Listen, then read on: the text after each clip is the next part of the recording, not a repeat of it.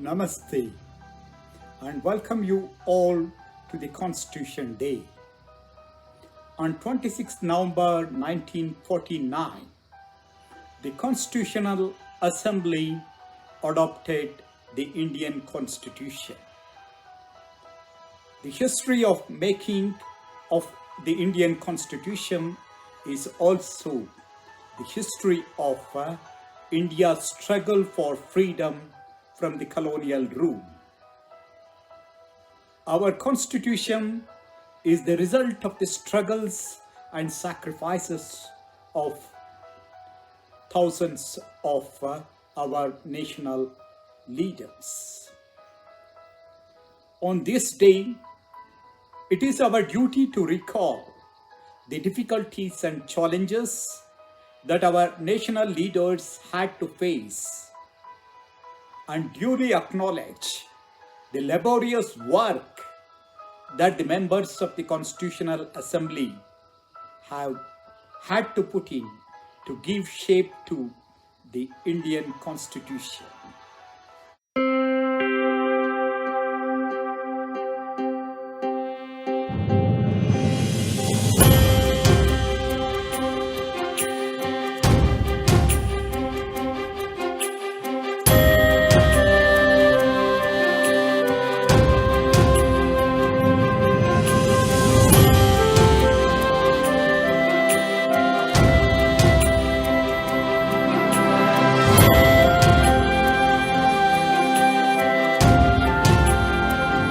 In 2014, Rajya Sabha TV came out with a 10-episode TV series titled Samvidhan.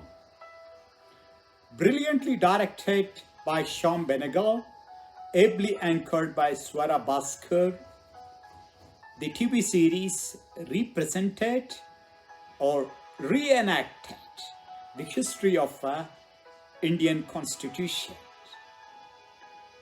It is a must-watch for every teacher, scholar and student of Indian politics. However, as most of the conversations and deliberations in the TV series take place in Hindi, the students who are not familiar with the Hindi language may find it difficult to follow. Hence, I came out with this introductory lecture in English, generously taking inputs from the TV series Samvidhan. All appreciation and credits should go to the Rajya Sabha TV, the director, actors, and the original anchor. Now, let us relive the journey. Welcome to this very exclusive auction. और ये है, ladies and gentlemen, Bharat के संविधान की original copy. उन 1000 कॉपियों में से एक, जिन्हें कॉन्स्टिट्यूएंट असेंबली मेंबर्स के लिए स्पेशली तैयार किया गया था। A very rare and truly a collector's item, which was meant for those जिन्होंने 3 साल रात दिन एक करके इस किताब को मुकम्मल किया था। पेश करते हैं, ladies and gentleman, the constitution of India, Bharat का संविधान।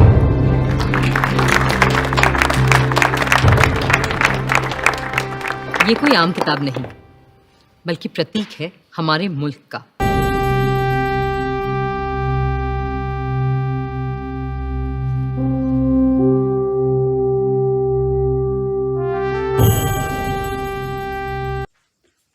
While fighting against the British for independence of India, our national leaders have also aspired for a constitution of our own, which would reflect the aspirations of the people of India and guide the state, government and citizens in realizing the national goals. The British yielded to the demand for independence only after the Second World War. उधर world war 2 की मार और इधर आजाद हिंद फौज और भारत छोड़ो आंदोलन के चलते अंग्रेजों का भारत पर अनंत काल तक राज करने का इरादा नेस्तो नाबूद हो चुका था. Although Winston Churchill won the war for the Britain, he was defeated in the elections. The new Labour Party Prime Minister Clement Attlee realized that in view of the changing national and international conditions, the colonial rule was no more possible. To facilitate the process of transition and to respond to the Muslim League's demand for Pakistan, the British sent the cabinet mission to India to discuss with the Indian leaders and parties. Friends, the winds of change have swept the old order all over the world, ever since this bloody war has started. And our new Labour government of Britain is of the opinion that the time has come for Indians to decide how they are going to govern themselves. And the purpose of this meeting is to have discussions with all of you. The representatives of British India and the Indian states is to secure a way of framing the constitution of a free India.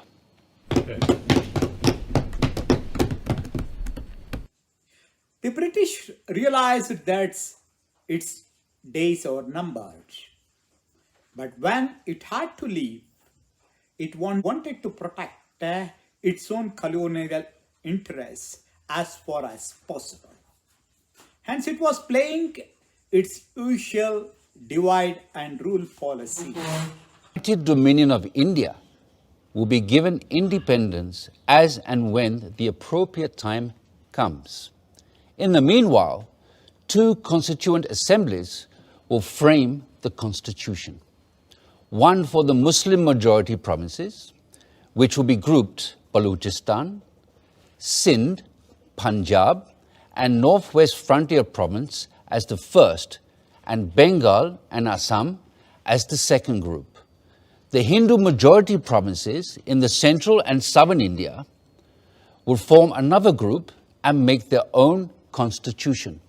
But the central government will be empowered to run foreign affairs, defense, and communications, while the residual powers and the responsibility will belong to the provinces, coordinated by their group.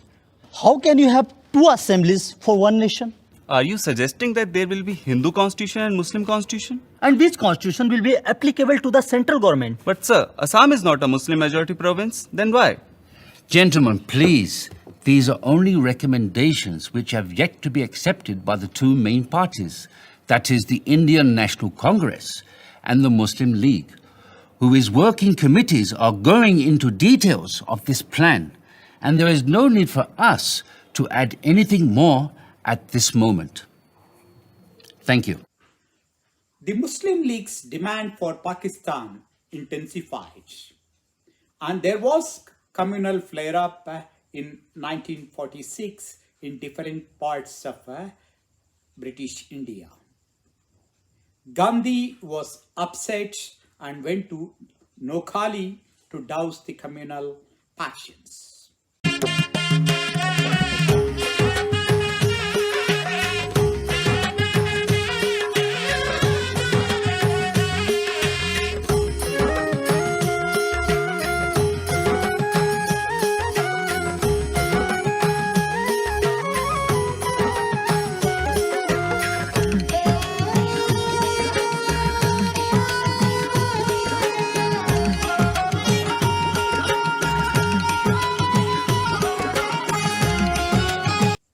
The British realized that only an interim government run by the Indians could bring India back to normalcy. Hence, an interim government was formed in September 1946 with Nehru as Vice President and Patel as Home Minister, and Liaquat Ali Khan of Muslim League as Finance Minister. Although the Constitutional Assembly elections were over, the British was silent over convening of the Constitutional Assembly. Seeing the British silence on the issue, Jawaharlal Nehru raised the issue in London and threatened a mass action. There is a great urge amongst the populace of India for political progress and for making a constitution. Mr. Jinnah's Muslim League is but a fly on the weighing scale compared to the vast force in India. And if the British authorities do not call for the Indian Constituent Assembly immediately, we will have to resort to another mass action against His Majesty's government. Thank you, gentlemen. The British acceded to Nehru's demand and declared that it would convene the Constitutional Assembly soon. Accordingly, on December 9, 1946, the Constitutional Assembly met for the first time.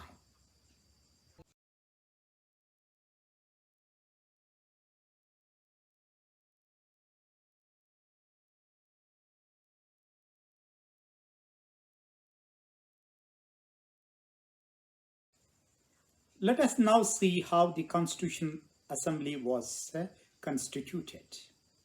The elections for the Provincial Assembly took place in 1946. The members of the Provincial Assembly elected the members of the Constitutional Assembly. Initially, the Constitutional Assembly included 398 representatives. That included even the representatives of the provinces, which later became part of Pakistan. In the first session, there were 211 members. The Muslim League boycotted the sessions, and there were not many members from the princely state. In the first session, Babu Rajendra Prasad was elected as permanent president of the Constitutional Assembly.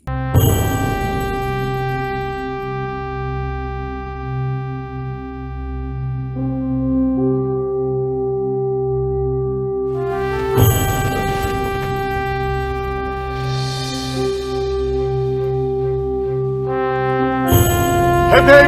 Hooray! Hip hip! Hooray! Hip hip! Hooray!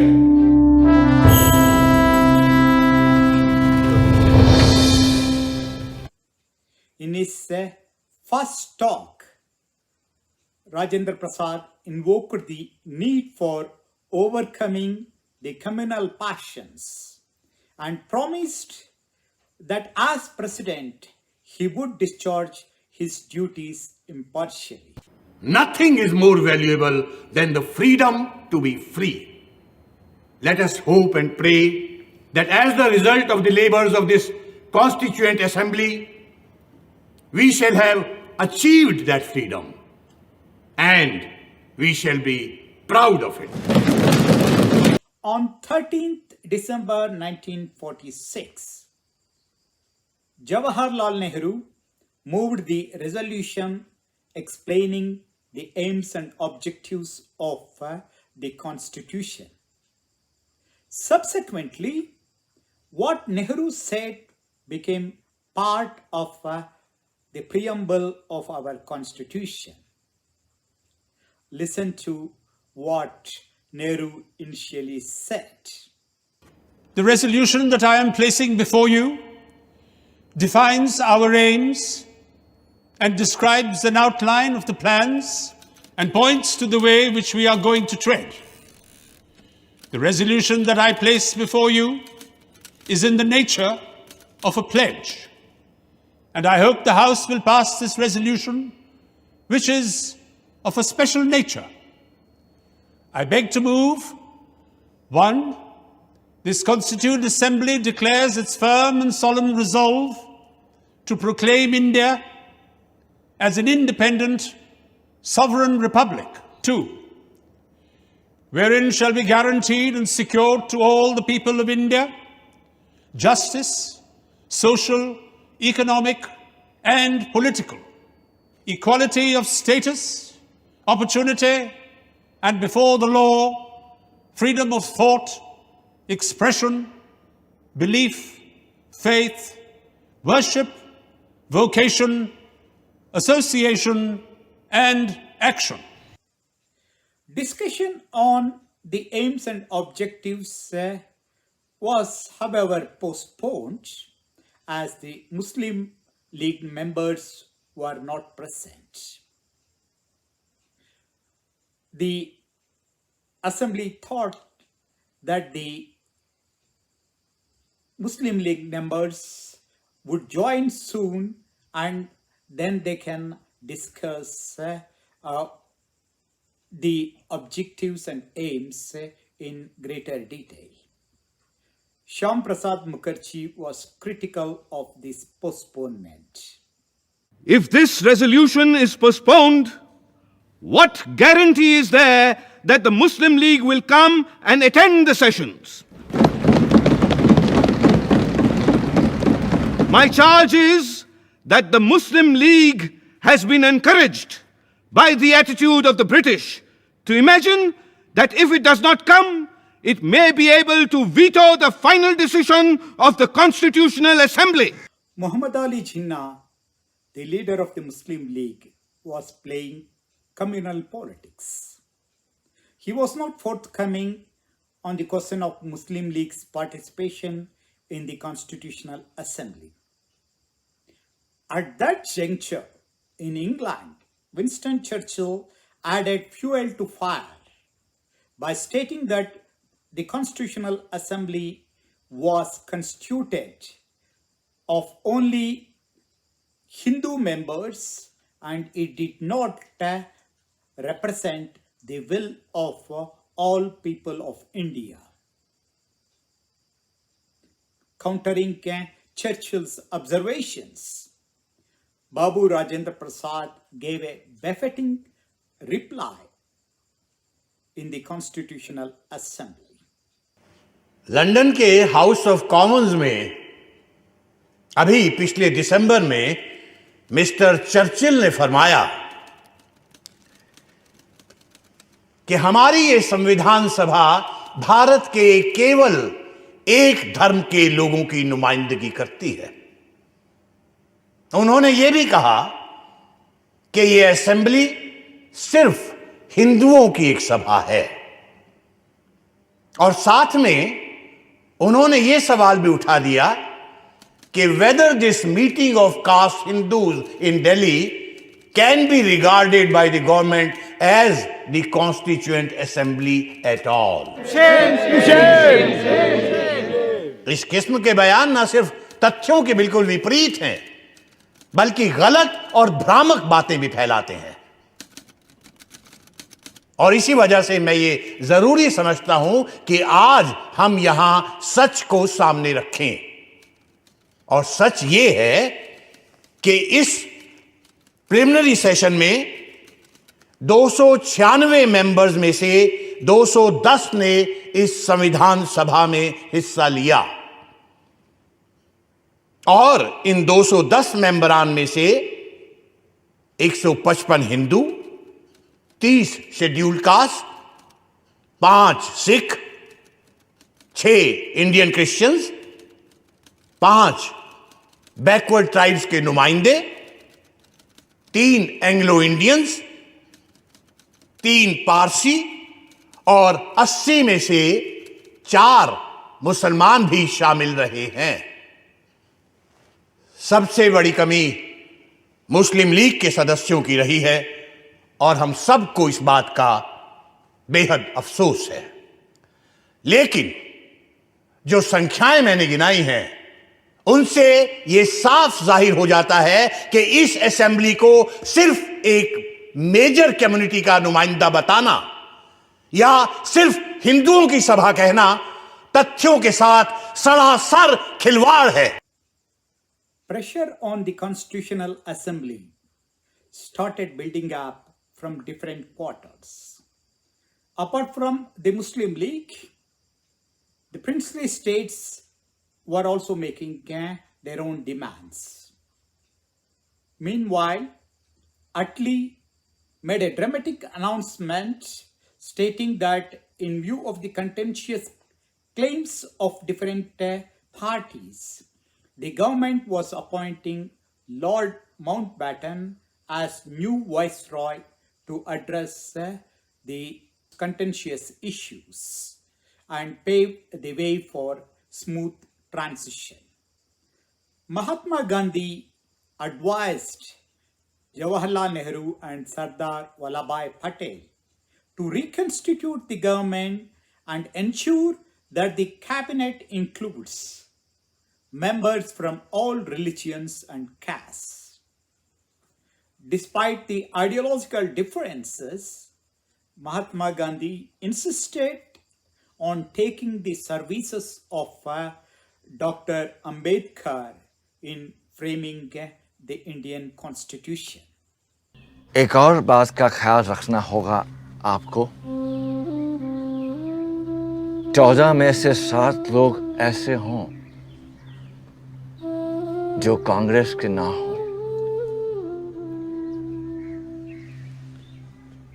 और ये भी कि आपके मंत्रिमंडल में औरतें हों, मुसलमान हों, पारसी हों, सिख हों और हरिजन हों। बापू, जगजीवन राम जी का भी नाम हमारे फहरिस्त में है। और Ambedkar,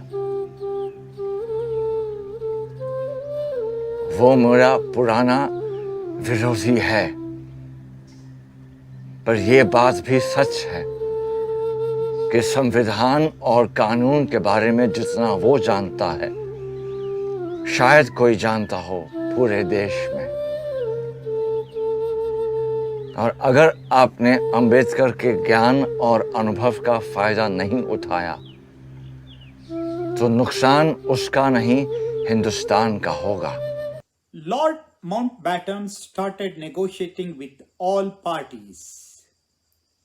Jinnah was averse to giving up the demand for Pakistan and started making more and more demands.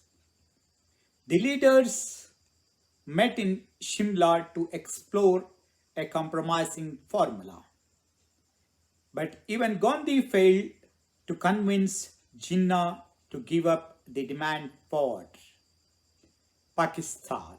It is not a question of secession. It is going to be a division of India, and both Nehru and Mountbatten better understand that.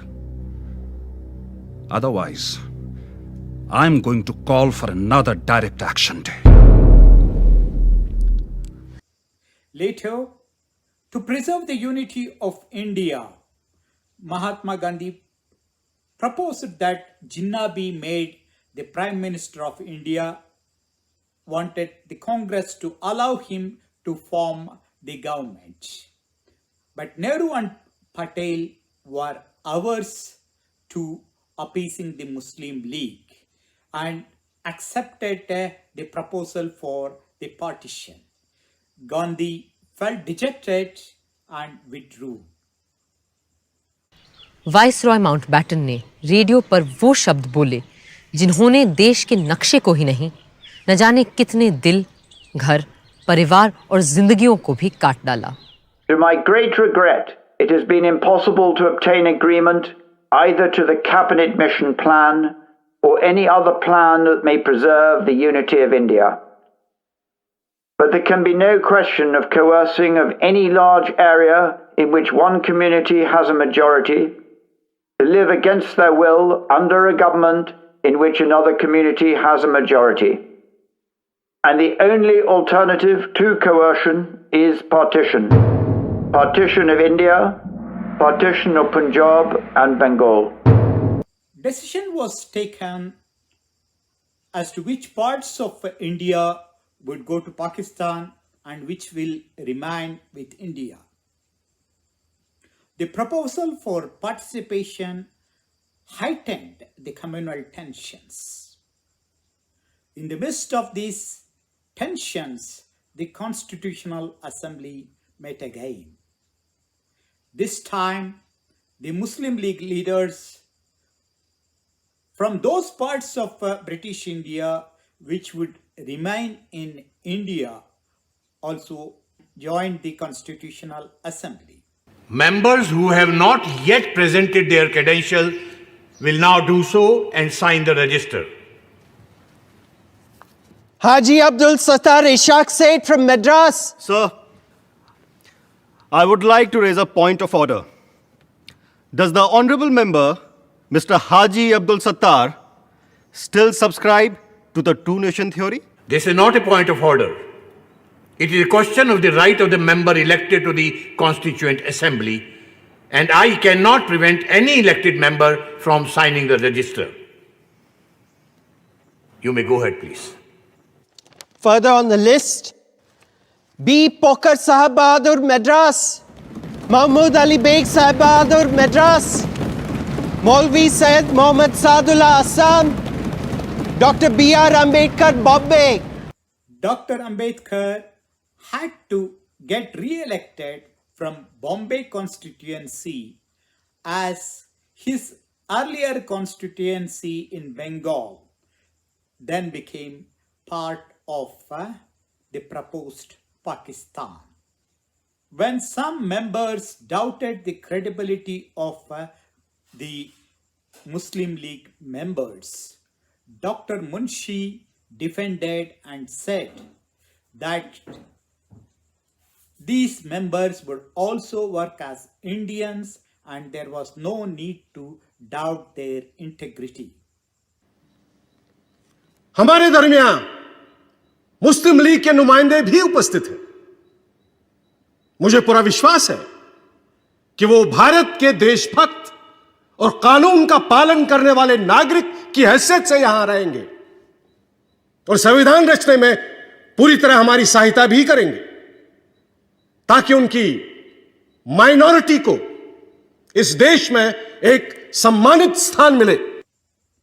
The Muslim League members also assured their cooperation in the making of the Constitution, and they actively participated thereafter in the deliberations of the Constitution Assembly. There was no need for any doubt whatsoever regarding the fact that we have come here as the law-abiding and loyal citizens of India. On July 22, 1947, Nehru presented the national flag to the Constitutional Assembly.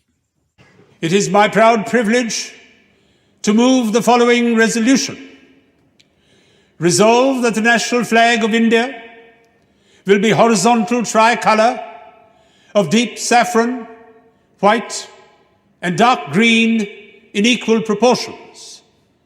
In the center of the white band, there shall be a wheel in navy blue to represent the charkha. The design of the wheel shall be that of the chakra, which appears on the abacus of the Sarnath lion capital of Ashoka. So, I present this flag to you. Perhaps I am partial, but I do think it is a very beautiful flag to look at, and it has come to symbolize many beautiful things. Things of the spirit and things of the mind.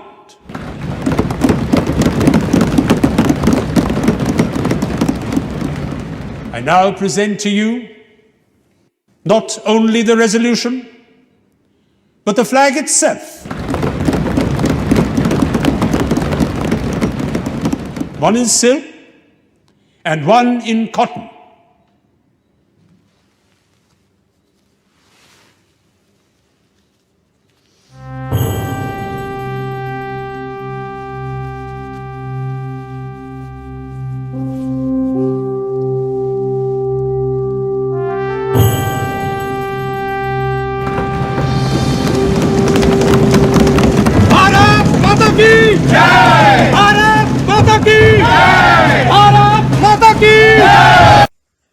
Another important day in the history of the Constitutional Assembly was August 15, 1947, the day India became independent. The Constitutional Assembly session then began with Vande Mataram, followed by Babu Rajendra Prasad's address. In his address, Babu Rajendra Prasad expressed his concern over the partition, but he also जिस देश को ईश्वर और प्रकृति ने एक बनाया था, आज उसके दो टुकड़े हो गए हैं।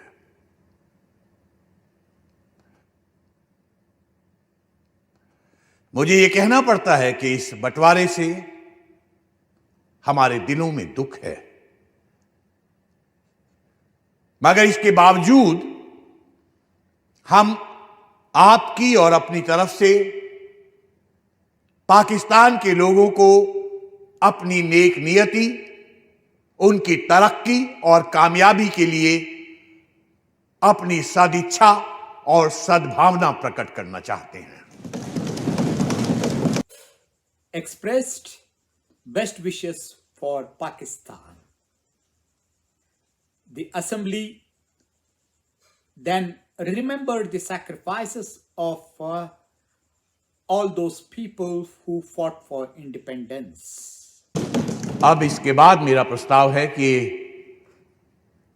हम सब उन वीरों की पुण्य स्मृति में जिन्होंने देश में और देश के बाहर हमारे स्वातंत्र संग्राम में अपनी बलि दी है, कुछ क्षण मौन खड़े रहें।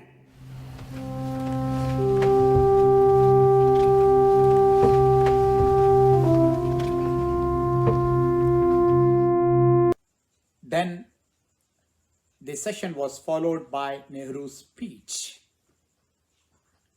He first spoke in Hindi and later in English. His speech, tryst with destiny, continues to remain in the minds of India for many more years. अब पंडित जवाहरलाल नेहरू अपना प्रस्ताव प्रस्तुत करेंगे।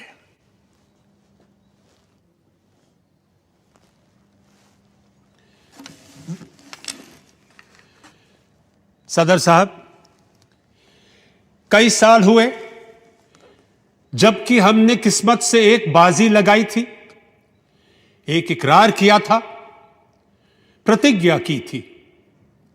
अब वक्त आया है कि हम इसे पूरा करें। अब मैं अपनी बात अंग्रेजी में भी पेश करूंगा। Long years ago, we made a tryst with destiny, and now the time comes when we must redeem our pledge. Not wholly or in full measure, but very substantially. At the stroke of the midnight hour, when the world sleeps, India will awake to life and freedom.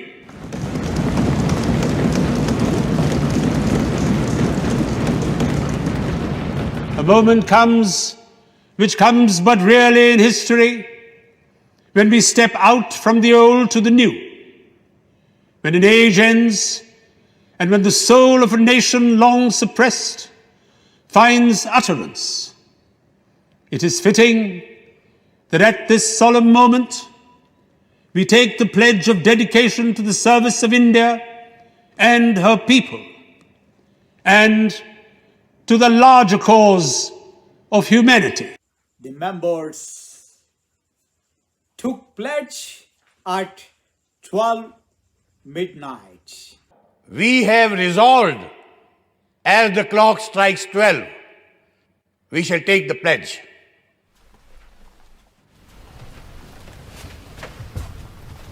It is just half a minute to 12.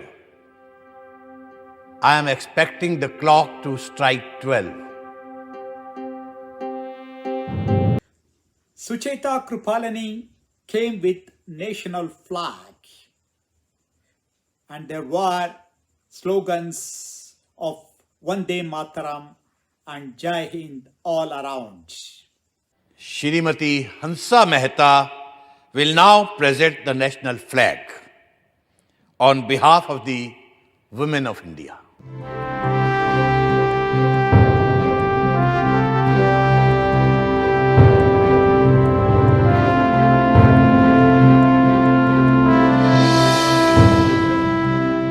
मैं प्रार्थना करती हूँ इस तिरंगे की छत्र छाया में रहने वालों को सारे सुख और समृद्धि मिले।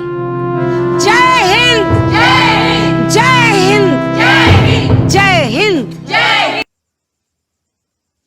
The members also sang Sare Jahan Se Acha, and then all of them stood for national anthem. When all this was going on in the Constitutional Assembly, and the people of India were rejoicing and celebrating independence, Mahatma Gandhi was in Bengal trying to douse the communal flare. He did not participate in any celebrations. Although India became independent, it continued to be a dominion for another 2 years or so, as we were not ready with the constitution then.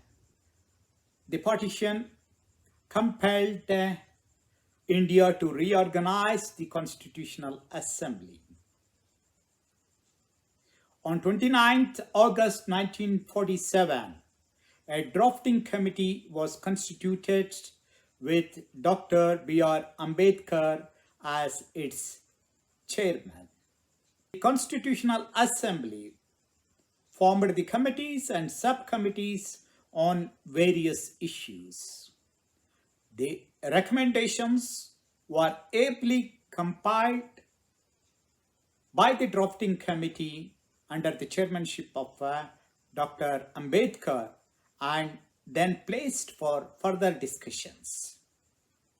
The members discussed every issue placed before them, be it citizenship, fundamental rights, directive principles, state-center relations, different schedules or parts of the Constitution, and took all decisions through democratic process. Finally, at the end of November 1949, the Constitutional Assembly was ready with the draft.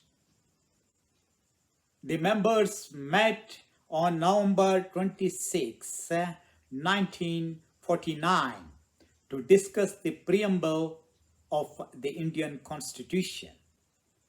In the Constitutional Assembly, Dr. Ambedkar presented the preamble in precise form.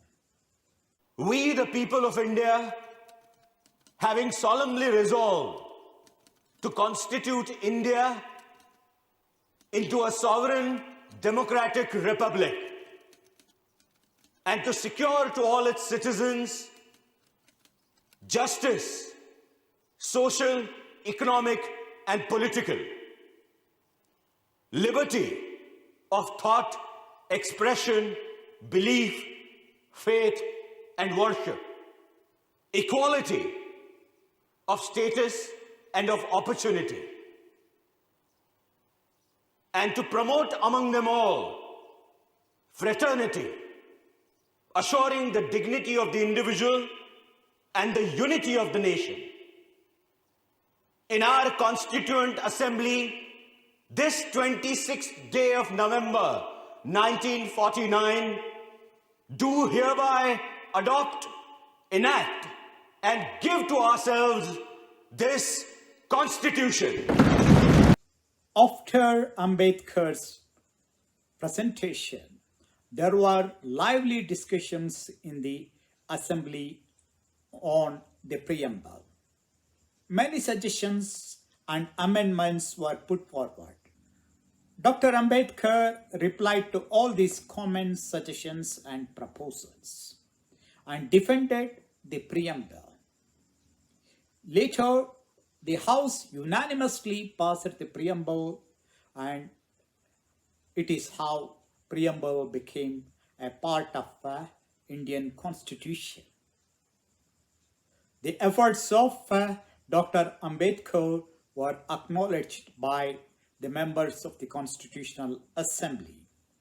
Coming as I do from a community that has produced Dr. Ambedkar, I feel proud that his capacity has been recognized now, not only by the Harijans, but by all communities that inhabit India.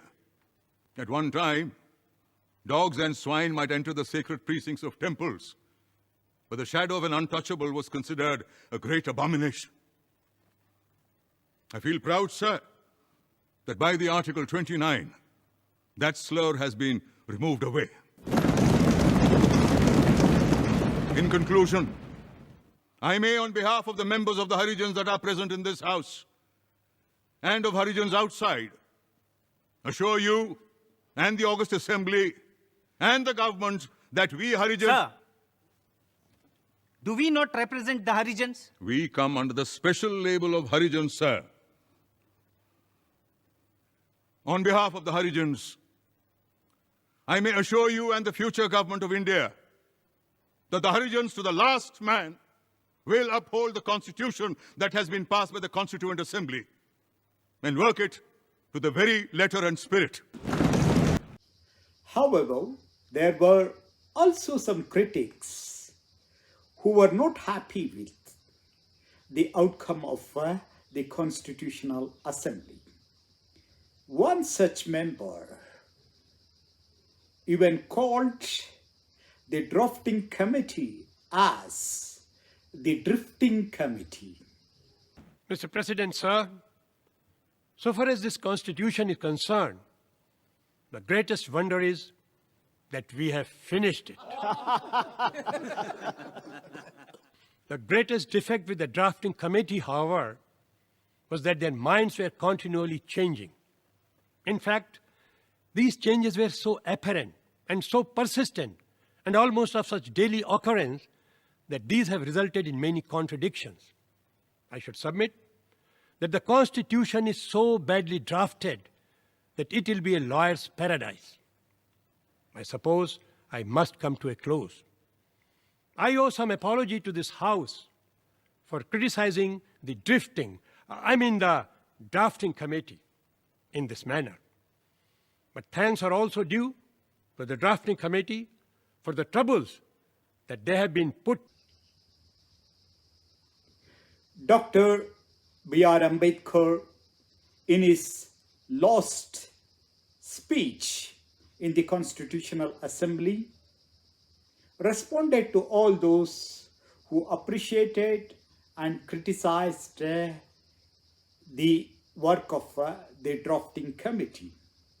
While defending the Constitution, he also pointed out the apparent contradiction between the Constitution and the social reality. He insisted that this apparent contradiction need to be addressed.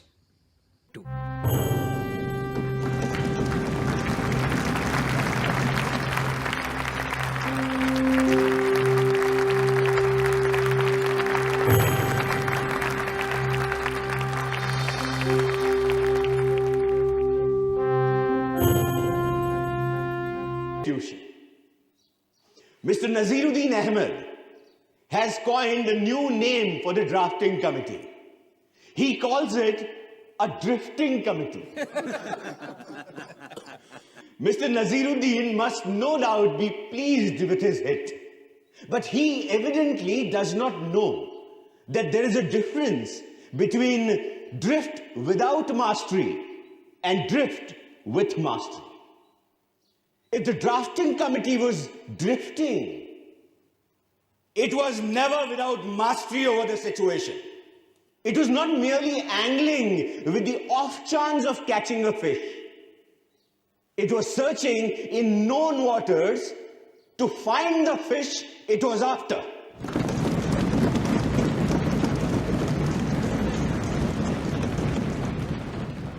I'm glad to find that with the exception of a solitary member, there is a general consensus of appreciation from the members of the Constituent Assembly of the work done by the drafting committee. I feel so overwhelmed that I cannot find adequate words to express fully my gratitude to them.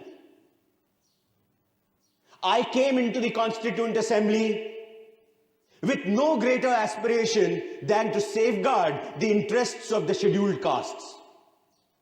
I had not the remotest idea that I would be called upon to undertake more responsible functions. On the 26th January 1950, India would be a democratic nation, in the sense that India from that day would have a government of the people, by the people, and for the people.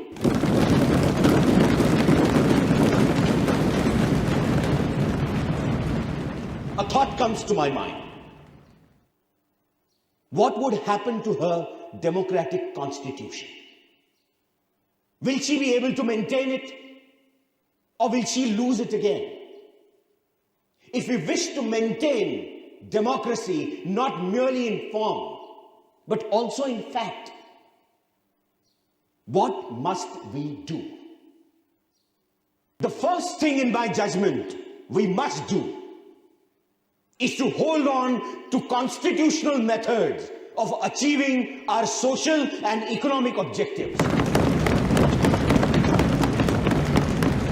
It means we must abandon the bloody methods of revolution.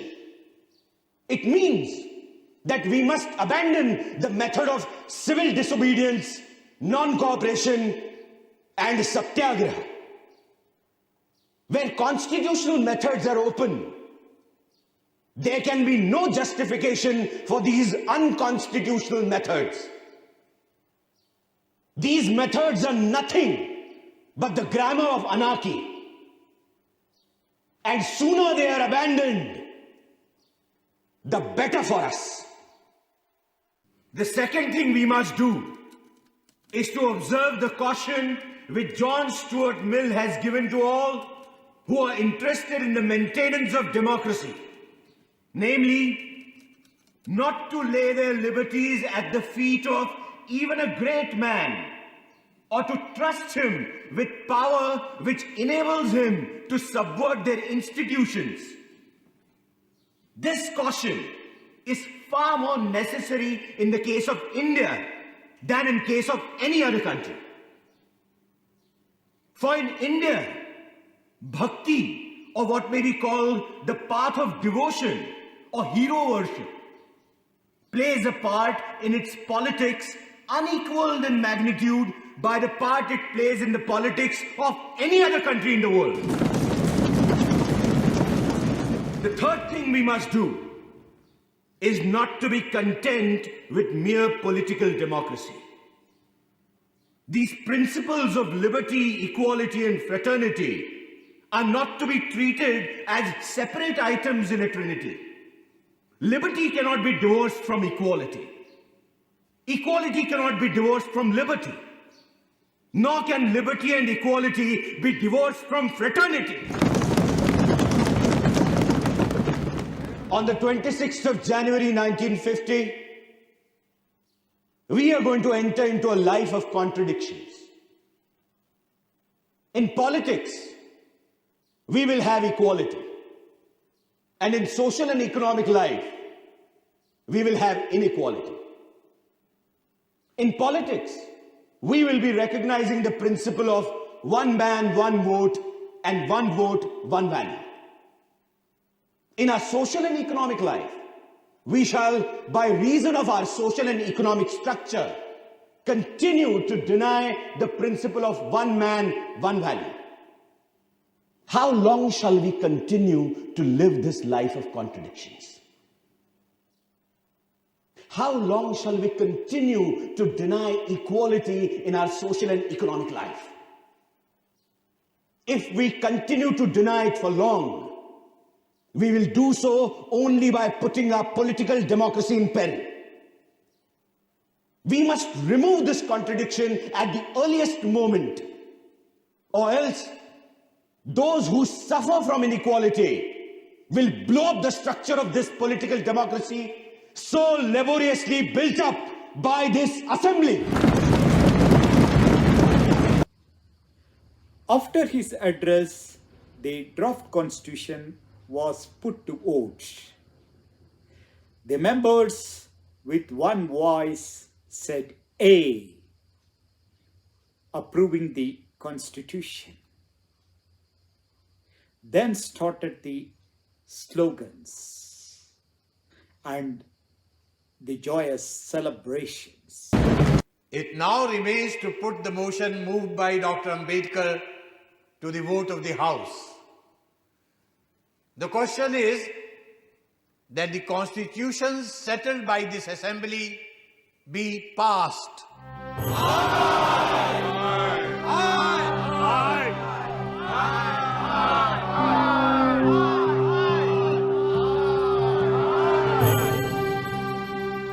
The motion is adopted.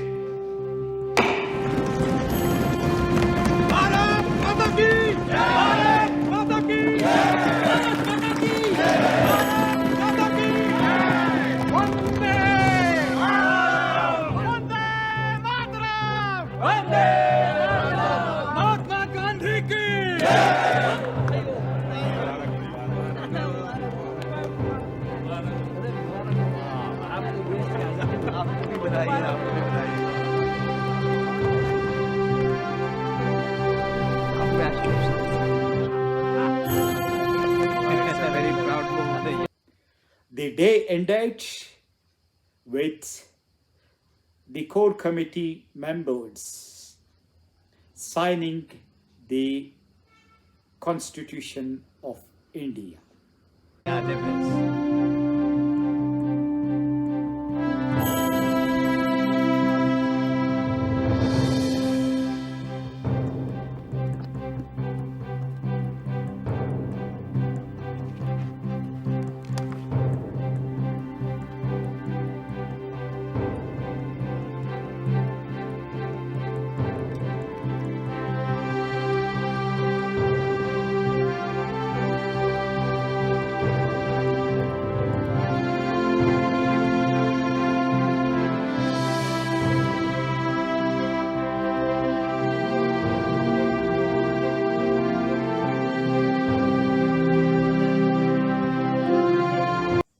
The Constitution was drafted by 299 delegates from different caste, region, religion, and gender.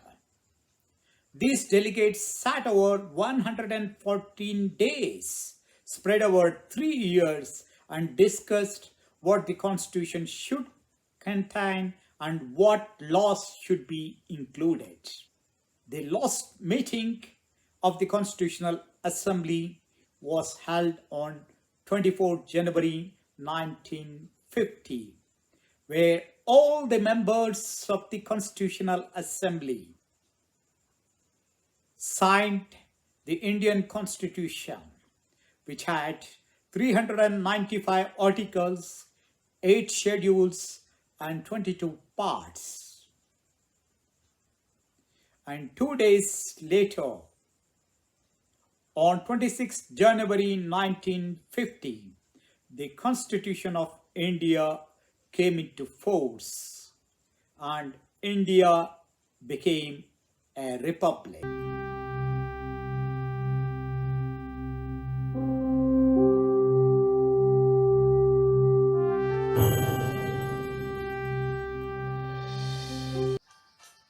The Constitution of India thus has a long history.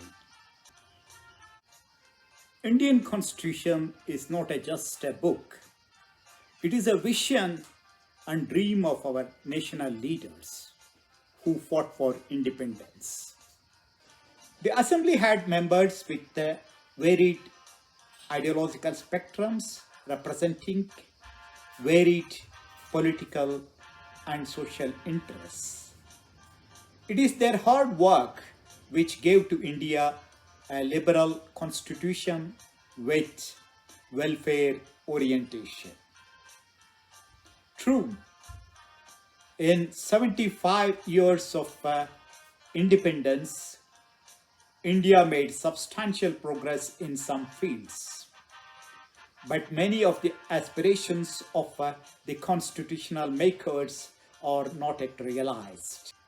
It is our responsibility to ensure that the country moves towards the goals enshrined in the preamble of the Indian Constitution.